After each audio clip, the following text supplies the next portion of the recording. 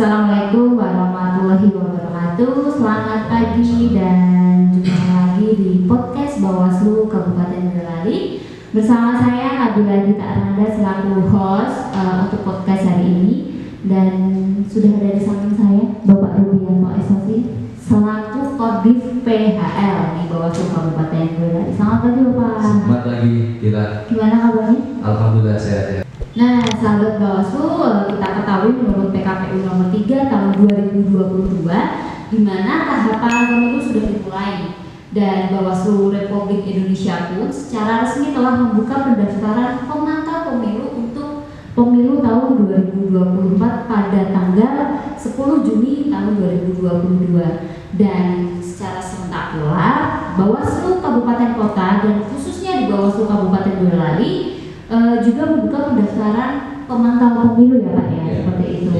Nah, mungkin banyak masyarakat yang belum mengerti atau mungkin belum paham tentang pemantau pemilu itu apa?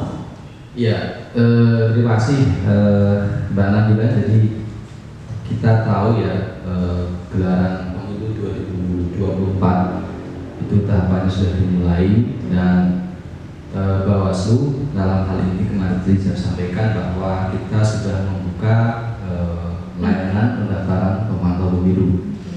Nah, pemantau pemilu sendiri itu adalah lembaga swadaya masyarakat. Dia berbadan hukum, dia bisa dari pemantau dalam negeri, bisa pemantau lembaga luar negeri, ya, atau pemantau dari lembaga negara sahabat yang ada di Indonesia, serta bisa persorangan yang mendaftar kepada Bawaslu untuk memperoleh akreditasi dari Bawaslu untuk melaksanakan pemantauan pemilu. Jadi dalam artian mereka membantu kita ya dalam pemantauan pemilu. Jadi pemantau pemilu sendiri itu adalah kegiatannya itu adalah memantau itu observasi ya, melihat untuk memantau pelaksanaan penyelenggaraan pemilu. Jadi mereka itu dalam hal ini kerja-kerjanya ada kerja-kerja pemantauan. Jadi kayak kita pun juga dipantau? Iya, sama. Karena yang dipantau itu adalah penyelenggaraan. Nah, penyelenggaraan itu adalah bisa penyelenggaraannya, kemudian juga penyelenggaraan. Karena kita juga bagian daripada penyelenggaraan itu. Kita juga termasuk yang dipantau juga oleh pemantau pemilu. Nah, kemudian tadi ada akreditasi ya. Jadi akreditasi itu adalah pengesahan yang diberikan oleh Bawaslu Provinsi, Bawaslu Kabupaten Kota kepada lembaga pemantau yang telah memenuhi persyaratan yang ditetapkan oleh Bawaslu. Nah, tipologi pemantau sendiri itu ada pemantau dalam negeri, itu adalah pemantau yang dia punya skup pemantauan pemilihan nasional, kemudian ada yang skupnya provinsi, dan ada juga yang pemantaunya di kabupaten kota. Nah, kemudian pemantau luar negeri. Nah, pemantau luar negeri ini adalah pemantau pemilu dari luar negeri, kemudian lembaga dari luar negeri, dan ini juga dari perwakilan negara sahabat. Itu terkait dengan tipologi pemantau. Berarti pemantau pemilu itu tidak hanya untuk dalam negeri, luar negeri pun juga pasti ada lembaganya itu ya, bisa dari dalam negeri dan luar negeri. Gitu. Nah, di dalam negeri itu wilayah pemantauannya itu kan tadi saya mengatakan ada wilayah secara nasional ya. Nah, secara nasional ini permohonannya disampaikan kepada Bawaslu dengan ketentuan bahwa wilayah pemantauan ini paling sedikit 2 provinsi. Kemudian kalau pemantau itu pada provinsi, wilayah provinsi, maka permohonan disampaikan kepada Bawaslu provinsi dengan ketentuan wilayah pemantauannya itu paling sedikit 2 kabupaten kota.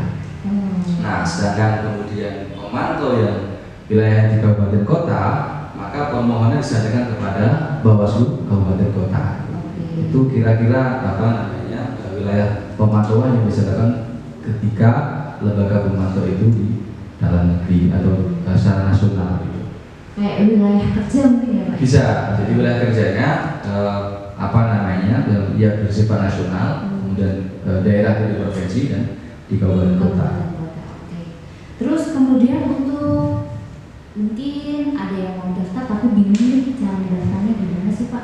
Ya, Alurnya. alur pendaftarannya. Iya. Jadi garis disampaikan bahwa lembaga pemantau ini kan sifatnya lembaga swadaya ya, dia bersifat perkumpulan. Artinya kan mereka ini lembaga resmi. Maka kemudian kami pun dalam hal menerima mereka juga ada alur ya, mendaftar secara resmi.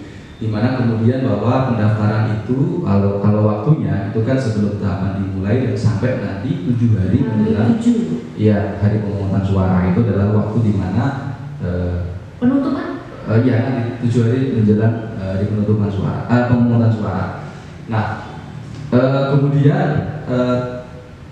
waktu kemana waktunya itu di waktu itu, dan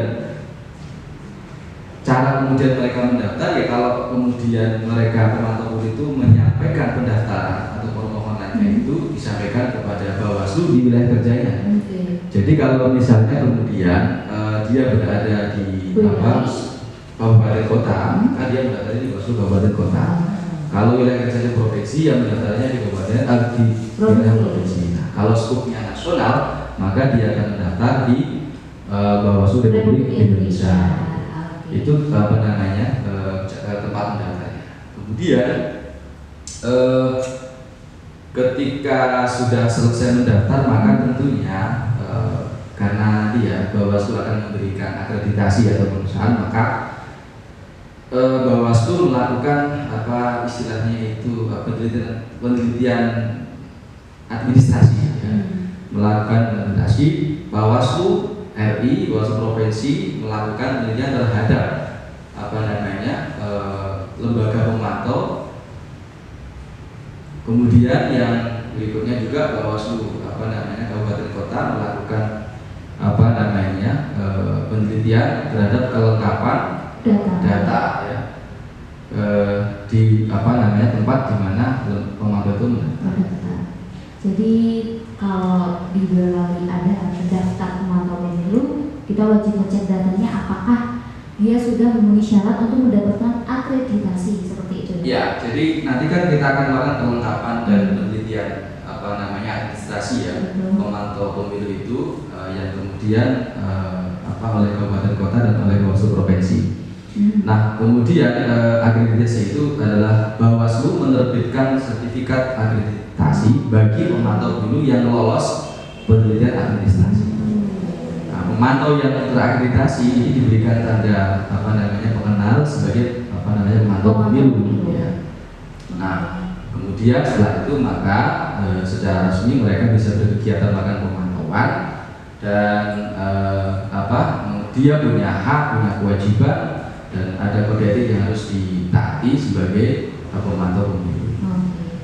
Dan juga ada larangan terhadap pemantau pemilu. Jadi ada aturannya. Iya. Tidak sesuai kemauan sendiri. Ya, tidak bisa. Jadi pemantau pemilu harus mentaati regulasi, di mana di situ ada hak dan kewajiban, dan juga ada larangan yang harus ditaati oleh lembaga pemantau pemilu. Kemudian kalau sudah dijelaskan nih alur pendaftarannya seperti apa dan wilayah kerjanya itu di mana saja, mungkin untuk syarat-syaratnya itu apa Pak? Ya, persyaratan pemantau pemilu ya yang jelas tadi saya katakan bahwa harus berbadan hukum yang terdaftar pada pemerintah maupun pemerintah daerah. Berarti harus diakui secara resmi. Jadi namanya berbadan hukum itu dia harus punya istilahnya itu keterangan bahwa yang bersangkutan punya badan hukum. Nah, biasanya kan nanti yang mengeluarkan adalah bisa Berkumham atau kemudian dari kalau di daerah itu bisa surat keterangan terdaftar di sebagai lembaga di daerah itu. Kemudian yang berikutnya adalah persyaratannya itu dia harus bersifat independen. Pemantau ini tidak boleh berpihak, baik netral ya, dia independen dan tidak dipengaruhi oleh siapapun. Kemudian yang berikutnya syaratnya dia punya sumber daya yang jelas. Sumber daya dan sumber dana. Pertama sumber dana yang jelas. Sumber daya yang jelas, dan Kemudian caranya lagi kalau jadi pemantau tadi dikatakan bahwa dia terakreditasi dari Bawaslu, baik Bawaslu provinsi, kemudian Bawaslu kabupaten kota sesuai dengan cakupan wilayah pemantauannya. Itu syaratnya.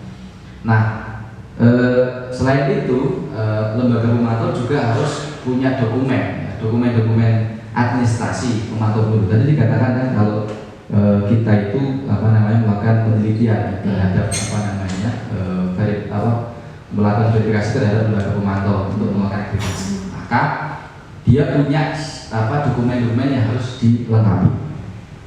Di antaranya adalah dia punya akta pendirian, ya, punya anggaran dasar anggaran rumah tangga, kemudian dia punya profil lembaga, ada ini lembaga yang punya struktur, ya, siapa ketuanya, siapa anggotanya, pengurusnya, kemudian punya misinya kayak apa, tempat tinggal di mana, gitu ya. Kira-kira begitulah profil lembaga. Kemudian surat keterangan terdaftar atau SKT dari pemerintah atau pemerintah daerah atau memiliki pengesahan badan hukum yayasan atau perkumpulan. Nah, ini biasanya yang mengeluarkan kalau badan hukum yayasan atau perkumpulan itu adalah Menkumham biasanya, ya. Dan sekarang ini sebenarnya mengurus itu sangat mudah sebenarnya. Kemudian dia punya NPWP lembaga, ya, wajib pajak, ya. Kemudian juga di situ dijelaskan, ya, dokumennya itu menyangkut nama dan jumlah anggota pemantau, kemudian alokasi anggota pemantau yang akan ditempatkan di daerah mana. Jadi misalnya kemudian di Kabupaten Boyolali misalnya yang mendaftar begitu, kita punya 22 kecamatan, punya 267 desa, punya sekitar 2.207 TPS. Itu pengalaman pilkada kemarin. Maka kalau dia daftarnya di kabupaten, nanti dia menyertakan kira-kira akan memantau di mana, wilayah TPS atau desa atau kemudian di kecamatan atau kemudian memantau di kabupaten saja. Kemudian rencana dia harus juga punya rencana atau kemudian jadwal pemantauan tahapan pemilu. Apakah karena ini dia memantau, apakah dia akan memantau mulai dari tahapan awal sampai akhir, misalnya mulai dari pendaftaran peserta pemilu partai politik sampai nanti rekapitulasi menghitung, atau dia misalnya memantau pada tahapan tertentu, misalnya cukup memantau di tahapan kampanye, cukup memantau di tahapan menghitung, ya, atau di rekapitulasi. Nah, ini nanti disampaikan di rencana itu, karena pengalamannya biasanya memang lembaga-lembaga pemantau itu dia punya rencana tersendiri, ya, dan dia tidak tahu kalau terkait dengan yang mereka termasuk jadwalnya itu, maka harus disampaikan karena tidak sama satu dengan yang lain lembaga pemantau pemilu itu. Kemudian yang berikutnya adalah yang harus disiapkan untuk dokumen administrasi pemantau pemilu adalah dia punya rencana dan jadwal kegiatan pemantauan serta daerah yang dipantau. Jadi saya katakan di daerah mana, gitu. Kemudian di situ ada yang harus dilengkapi administrasi adalah nama, kemudian surat keterangan domisili dan pekerjaan penanggung jawab atau pemantau yang dilampiri foto terbaru. Jadi misalnya penanggung jawabnya siapa, maka dia harus menyertakan surat keterangan dia berdomisili di mana dan identitasnya jelas, gitu ya. Kemudian surat pernyataan mengenai sumber dana yang tadi saya katakan sebagai syarat syarat pemantau pemilu, ya. Dia punya sumber dana dari mana, nanti kegiatan itu didanai oleh siapa, gitu ya, harus jelas, ya, gitu.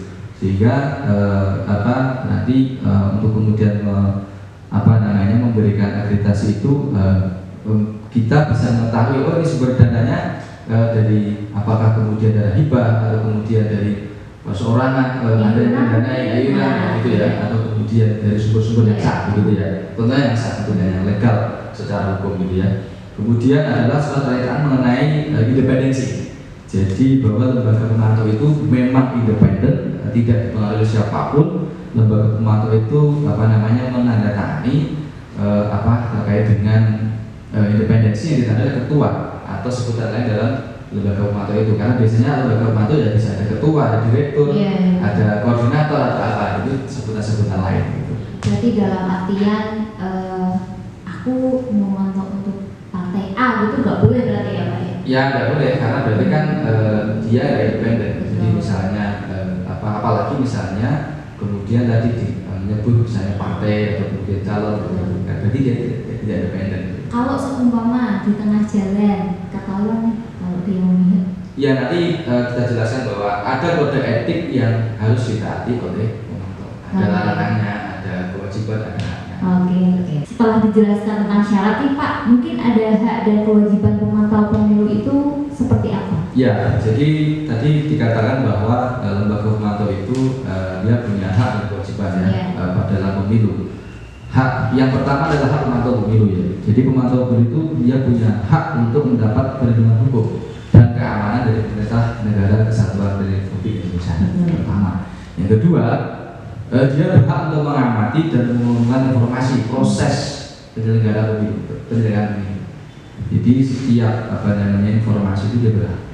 Kemudian dia berhak memantau proses pemungutan dan penghitungan suara di luar tempat pemungutan suara. Artinya haknya itu dia boleh memantau di TPS tapi di luar TPS, tidak di dalam TPS.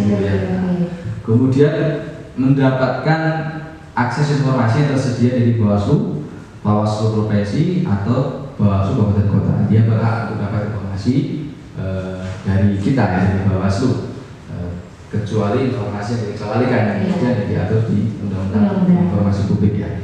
Kemudian menggunakan perlengkapan untuk mendokumentasi kegiatan pemantauan, sepanjang pemantauan yang berkaitan dengan pelaksanaan pemilu. Artinya bahwa perlengkapan itu ya bisa identitas diri, bisa kamera, bisa handphone, bisa artinya bahwa perlengkapan itu yang kemudian bisa mendukung kerja-kerja pemantauan. Itu tergantung dari cara kerja mereka kan gitu. Apakah kemudian menggunakan alat-alat seperti apa gitu ya.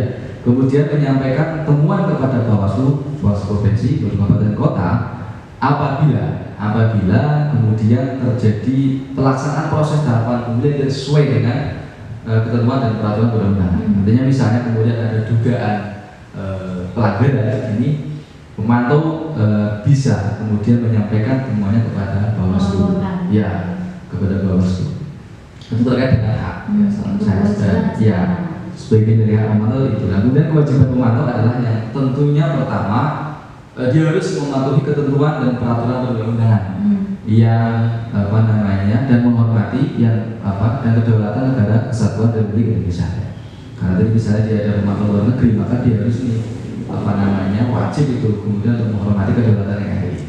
Kemudian yang berikutnya adalah kewajiban pemantau itu dia punya kewajiban untuk mematuhi kode etik pemantau pemilu yang diberikan oleh Bawaslu. Artinya bahwa tadi ada kode etik yang kemudian harus ditaati dan ini sifatnya wajib. Kemudian yang berikutnya kewajiban yang ketiga adalah melaporkan diri. Artinya untuk mengurus proses akreditasi dan tanda pengenal ke Bawaslu provinsi, kabupaten kota. Ini sudah dari wilayah pemantauan, maka dia melaporkan diri ya. Jadi ketika misalnya mau ada pemantau yang melakukan tugas pemantauan, kalau dia berada di wilayah kabupaten Boyolali misalnya, ya dia harus melaporkan diri ke Bawaslu kabupaten Boyolali. Yang berikutnya adalah menggunakan tanda pengenal ya. Kewajiban berikutnya adalah dia menanggung semua biaya pelaksanaan kegiatan pemantauan. Jadi karena tadi ada sumber dana yang jelas gitu ya, maka setiap operasional dia menanggung. Nah kemudian tadi melaporkan jumlah keberadaan personel. Berikutnya kewajibannya adalah tentunya dia menghormati kedudukan wewenang penyelenggara pemilu ya, baik KPU, Bawaslu, dan jajarannya. Kemudian ada kewajiban juga menghormati adat istiadat dan budaya setempat ya. Karena kita ini negara yang punya banyak sekali adat budaya, suku ras dan apalagi kalau wilayah pemantauannya di negara kesatuan Republik Indonesia banyak sekali yang tentunya harus dihormati oleh pemantau pemilu. Kemudian bersikap netral dan objektif dalam pelaksanaan pemantauan pemilu, tidak boleh kemudian subjektif yang punya kepentingan tertentu gitu ya, sehingga tidak netral gitu. Kemudian yang berikutnya adalah kewajiban pemantau itu menjamin akurasi data dan informasi yang merupakan hasil pemantauan yang dilakukan dengan melakukan klarifikasi kepada Bawaslu. Artinya data yang disampaikan hasil pemantauan itu harus akurat. Artinya tidak data yang kemudian data yang tidak bisa dipertanggungjawabkan harus bisa dipertanggungjawabkan gitu ya. Kemudian yang terakhir tentunya kewajiban pemantau itu adalah melaporkan hasil akhir pemantauan pelaksanaan pemantauan pemilu itu kepada Bawaslu provinsi maupun Bawaslu kabupaten kota tergantung dari tempat di mana dia fokus pemantauannya itu. Kemudian untuk apa ya, mungkin larangan dan sanksi untuk pemantau pemilu. Ya, ya selain hak dan kewajiban dia ada larangan. Iya. Kalau kemudian melanggar itu juga ada sanksinya kan gitu ya. Pertama bahwa larangan bagi pemantau pemilu itu dia tidak boleh melakukan kegiatan yang dapat mengganggu proses pelaksanaan pemilu. Ya. Kegiatan-kegiatan yang berpotensi ya mengganggu jalannya pelaksanaan pemilu itu tidak boleh. Nah, yang kedua dia tidak boleh mempengaruhi pemilih dalam menggunakan hak pilih. Jadi tadi mempengaruhi untuk pilih ini pilih itu nyobol terus nggak boleh. Jelas kan larangan pemantau ini warnanya luar biasa, tidak boleh begitu ya.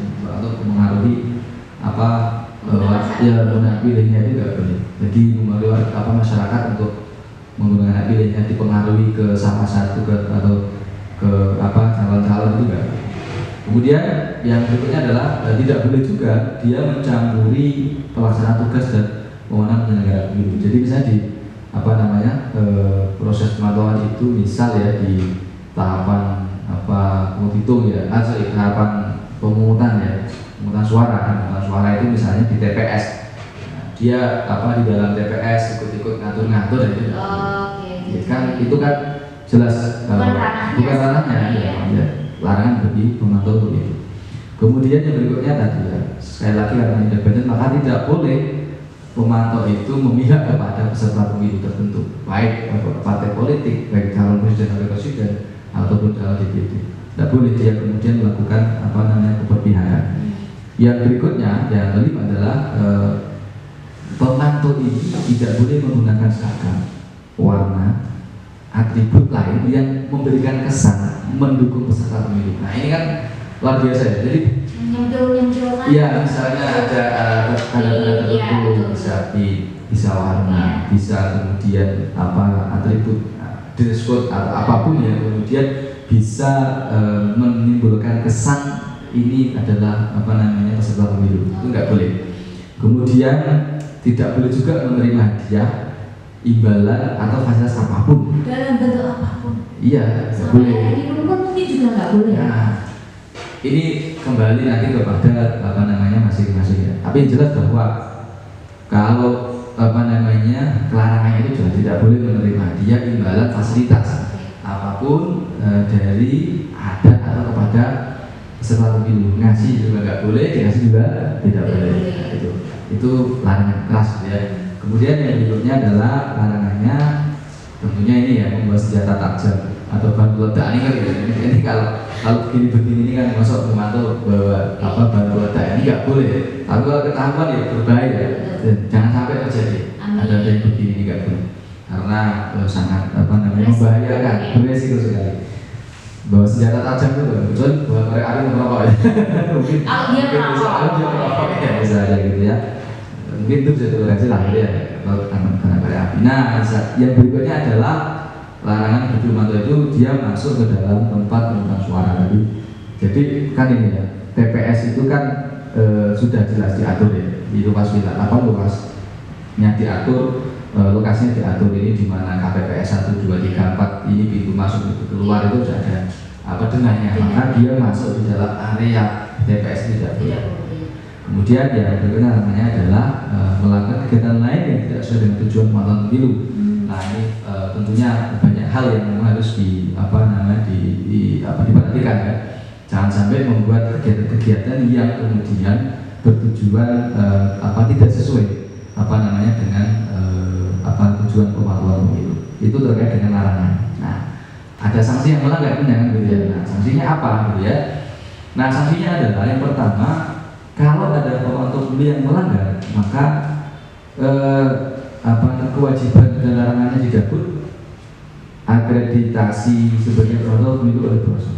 Jadi pemantau pemilu yang melanggar kewajiban dan larangan ini dicabut akreditasinya sebagai pemantau pemilu oleh Bawaslu. Pelanggaran atas kewajiban dan larangan yang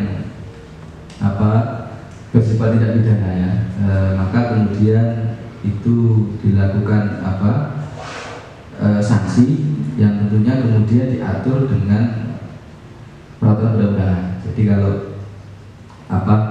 yang kemudian mengarah kepada pidana itu ya nanti sanksinya sesuai dengan peraturan perundang-undangan yang bagaimana mengaturnya, bentuk sanksi bentuk pelanggaran pidananya apa gitu. Itu yang terkait dengan istilahnya itu kalau ada sampai pelanggaran bersifat pidana. Nah kalau tadi kan melanggar hak dan kewajiban, melanggar kewajiban dan larangan begitu. Nah bagaimana prosesnya ya kalau proses menyampaikan sanksi ya, itu kan ketika misalnya pemantau pemilu yang ada melakukan pelanggaran, maka kemudian dapat dilaporkan. Di masyarakat juga bisa melaporkan pemantau ya. Kalau kemudian ada pemantau yang melakukan pelanggaran, melapor kepada siapa? Ya kepada Bawaslu provinsi atau juga wali kota untuk tidak berbuat pelanggaran. Kemudian laporan dibuat secara tertulis dan ditangani oleh pelapor dengan alamat yang jelas ditanyakan kepada Bawaslu. Jadi kalau saya ada mengetahui ada lembaga pemantau yang melanggar, ada bisa melakukan secara tertulis. Nah terhadap pelanggaran yang kemudian dilakukan atas misalnya dan kewajiban atau kemudian larangan tadi dan terbukti ya, secara terbukti lembaga itu misalnya kemudian melakukan pelanggaran, maka tadi Bawaslu mencabut akreditasinya. Itu kira-kira sanksi yang diberikan kalau ada pelanggaran. Saya kira tidak ada, mudah-mudahan tidak ada. Semoga saja. Karena sepanjang yang kita ketahui dan di Boyolali terutama ini belum pernah ada kejadian. Tapi mungkin kalau di kabupaten atau di daerah lain bisa saja ada misalnya dugaan secara etik ya. Pernah kemarin itu di salah satu kabupaten kota dilaporkan masyarakat karena dinilai tidak netral gitu ya. Itu ada juga yang seperti itu. Tadi sudah dijelaskan syarat, kemudian alur, hak, kewajiban, sampai larangan dan sanksi nih. Muter ke sana, mungkin orang-orang yang nonton sekarang Pak tanya-tanya nih, kapan sebenarnya pendaftaran itu dibuka?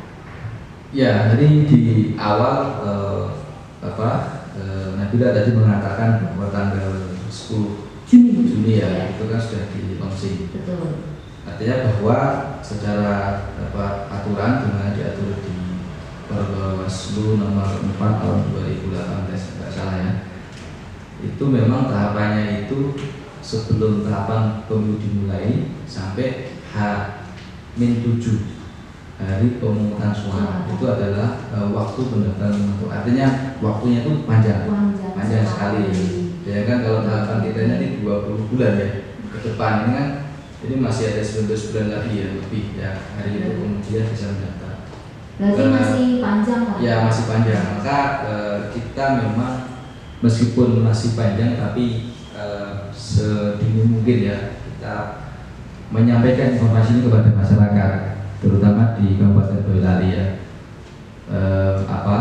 Sekiranya ada lembaga perkumpulan masyarakat atau yayasan atau apapun yang kemudian mungkin punya kepedulian terhadap jalan pemilihan umum itu bisa kemudian menjadi referensi yang kemudian untuk bersiap-siap untuk kemudian bisa mendaftar. Kalau sampai hari ini apakah sudah ada? Ya, sampai hari ini ada satu lembaga, ada 2 LSM ya, yang berdiskusi dengan kita, bahasanya itu ya konsultasi lah ya, terkait dengan pemantauan pemilu. Pertama dari KIPB daerah Boyolali, kemudian kedua dari Forum Rakyat Boyolali, Forabi. Kemarin berdiskusi panjang terkait dengan pemantauan pemilu. Nah, respon-respon begini ini kita harapkan dari masyarakat. Mudah-mudahan ada juga nanti lembaga-lembaga sejenis, yang lain yang kemudian apa sekiranya memang secara administrasi dan secara syarat mendukung ya terpenuhi, ini bisa kemudian mendaftar sebagai pemantau di Kabupaten Boyolali. Syukur-syukur misalnya ya pemantau secara nasional kan gitu. Amin. Karena Ya. mengingat rentang waktunya juga masih panjang, mungkin LSM lain pun juga boleh datang ke Bawaslu untuk berkonsultasi terlebih dahulu. Bawaslu sangat terbuka untuk kemudian kita berdiskusi terkait dengan soal pemiluan, dan kita punya pojok pengawasan ya, dimana memang itu media kita untuk melakukan edukasi, sosialisasi kepada masyarakat, terutama untuk peningkatan pengawasan pemilu partisipatif. Nah, pemantau sendiri itu bagian daripada partisipasi masyarakat terhadap kepedulian untuk pemilu, karena berpartisipasi di pemilu itu kan bisa menjadi penyelenggara pemilu kayak kita ini ya, KPU, Bawaslu itu jajarannya, kemudian menjadi peserta pemilu, nanti bisa menjadi calon legislatif, atau kemudian menjadi calon presiden, atau calon DPD. Nah, bisa juga berpartisipasi sebagai pemantau yang dia punya peran yang luar biasa. Pemantau ini ibaratnya kan suplemen demokrasi. Bayangkan demokrasi itu sebuah sistem yang diterapkan di negara ini. Kalau demokrasi kita mau kuat kan butuh suplemen. Pemilunya ini, kalau pemilu ingin pemilu yang demokratis ya, maka salah satunya adalah dengan adanya pemantau itu menjadi lebih demokratis gitu. Karena bagian daripada itu suplemen bisa menjadikan pemilu ini menjadi istilahnya lebih bermartabat, lebih demokratis, sehingga memang menghasilkan tujuan pemilu itu bisa jurdil langsung berserasa itu bisa tercapai. Sebagai penutup nih, bagaimana pengalaman Bawaslu sampai saat ini terkait dengan pemantau pemilu khususnya di Kabupaten Boyolali? Di 2019 itu adalah pengalaman pertama Bawaslu Kabupaten Kota dalam hal memberikan akreditasi kepada pemantau. Kebetulan saja di Kabupaten Boyolali ini pada event pelaksanaan pemilihan umum 2019 itu tidak ada lembaga yang mendaftar di sini. Tetapi kalau mendaftar di provinsi ada, dan kemudian punya wilayah kerjanya di Kabupaten Boyolali ada. Tapi dia orang ini adalah pemantau, yang pemantau itu dia mendapatkan akreditasi dari Provinsi Jawa Tengah. Itu ada. Iya, tapi bukan dari Bawaslu, tapi dia adalah lembaga pemantau pemilu yang punya akreditasi di Provinsi Jawa Tengah. Itu ada kemarin di pemilu 2019. Nah, yang berikutnya, ini beda dengan pemilihan ya atau pilkada. Kalau pilkada itu akreditasinya ada di KPU. Di KPU di 2020 kemarin pilkada kita itu ada pemantau pemilunya. Ada sekitar, kita kemarin dapat terbuka ya, dapat informasi, ada sekitar 20 relawan yang kemudian disebarkan di Kabupaten Boyolali untuk memantau pelaksanaan pemilu kada di 2020. Nah, meskipun kita kemarin belum ada pengalaman ya, tetapi paling tidak bahwa kita punya pengalaman sebagai pemantau. Kebetulan saya sendiri berasal dari pemantau ya. Saya dulu pernah pengalaman sebagai pemantau di 2004 itu masih mahasiswa, saya gabung dengan Jambi. Kemudian di 2014 itu saya memantau dulu, gabung dengan kemitraan partnership. Saya waktu itu sebagai long time observer ya. Jadi saya memantau agak panjang. Long time itu sih saya namanya bukan panjang ya. Kalau short time itu pendek. Tapi sekarang bahwa kan lembaga pemantau itu dia menentukan jadwal wilayah gitu ya, kegiatan kapan. Waktu itu saya kebetulan memantau mulai dari tahapan kampanye sampai umur itu, artinya kan agak panjang ya, sekitar ada 5 bulan aja. Kemudian melanjutkan ke Pilpres 2014 juga memantau di kemitraan juga. Bermodal itu maka paling tidak punya pengalaman memantau secara pribadi ya, maka kemudian di 2024 ini harapannya kita di Kabupaten Boyolali ini nanti muncul lembaga yang punya concern dengan demokrasi, peduli dengan pemilu, yang ingin bersama-sama mewujudkan pemilu demokratis, pemilu yang jujur, adil, bersih gitu ya, luber. Maka harapannya muncul nanti lembaga-lembaga pemantau. Gitu. Sehingga itu juga membantu kerja-kerja Bawaslu juga kan, karena paling tidak ada mitra gitu ya, sama-sama. Bedanya kan gini, kalau pengawas pemilu itu dia bisa tidak lanjut sendiri ya. Kalau ada temuan dengan pelanggaran, kalau pemantau kan dia melaporkan ke kita. Tapi saya kan mengawasi, dia cari informasi, kita mengawasi semua tahapan kan. Kalau pemantau kan tergantung tadi dia memilihnya di tahapan apa, jadwalnya apa. Sehingga sekali lagi terakhir bahwa harapannya semakin banyak lembaga yang peduli, sehingga kemudian lahirlah lembaga-lembaga pemantau yang diakreditasi, yang kemudian nanti bisa melaksanakan pemantauan di pemilu 2024. Saya kira gitu. Khususnya di Kabupaten Boyolali. Baik, sebenarnya sih masih banyak yang ingin sekali didiskusikan sama Pak Ruby, tapi mengingat durasi waktu, jadi mau tidak mau podcast hari ini kita tutup. Sahabat Bawaslu, sekian podcast hari ini. Jangan lupa komen, share, and like semua media Bawaslu Kabupaten Boyolali. Dan sampai jumpa di podcast Bawaslu Kabupaten selanjutnya. Bersama rakyat awasi pemilu, bersama Bawaslu